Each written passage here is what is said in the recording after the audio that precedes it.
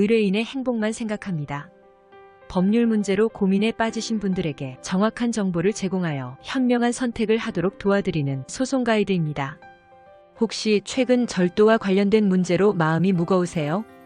절도는 단순히 물건을 훔치는 행위로 끝나는 것이 아니라 그 이후의 법적 처벌과 사회적 낙인 때문에 많은 분들이 불안해하십니다.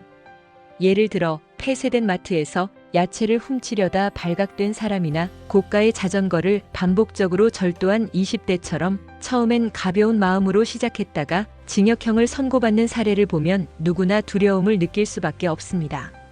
절도죄는 그 규모나 상황에 따라 벌금형으로 끝날 수도 있지만 자칫하면 실형으로 이어질 가능성도 배제할 수 없으니 여러분의 걱정이 정말 당연하다고 생각합니다.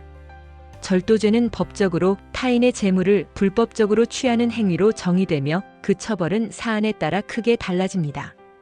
예를 들어 과거 한 사건에서는 폐점된 마트 지하 저장고에 침입해 절도를 시도하다 미수에 그친 피고인에게 법원이 야간 건조물 침입 절도 미수죄를 적용해 징역 4개월을 선고했습니다.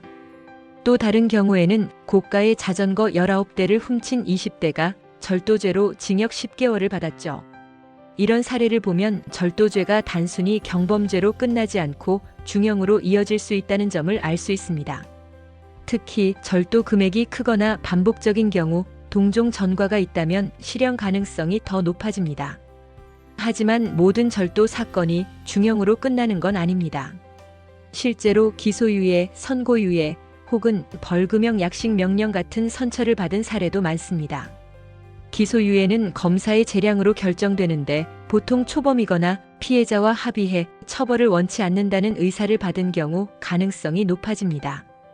예를 들어 피해자와 합의하고 반성하는 태도를 보이면 수사기관이 이를 긍정적으로 고려할 수 있죠. 만약 전과가 있거나 절도 규모가 크다면 벌금형을 목표로 현실적인 전략을 세우는 것도 방법입니다.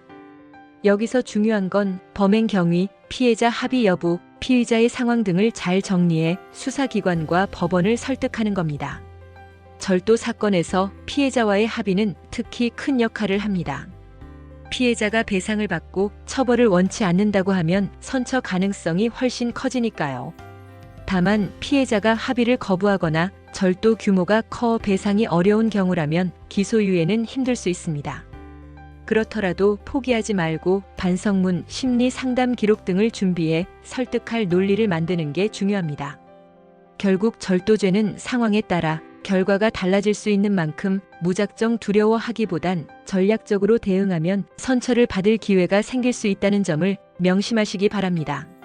소송 가이드는 법률적으로 문제가 될 수 있는 부분에 관해 상세히 설명을 드리고 그 해결책에 관하여 근거 법령 및 관련 법령을 제시하는 길잡이를 해드립니다. 항상 노력하는 자세로 의뢰인의 이익을 최우선하는 모습을 보여드리겠습니다. 소송에 대한 자세한 상담을 원하신다면 변호사 상담 신청을 누르시고 더 많은 정보를 보고 싶으시다면 소송 가이드 카페를 방문하시면 됩니다. 내용이 마음에 드셨다면 구독과 좋아요, 알림 설정 부탁드립니다. 더 좋은 내용으로 찾아오겠습니다. 꼭 승소할게요.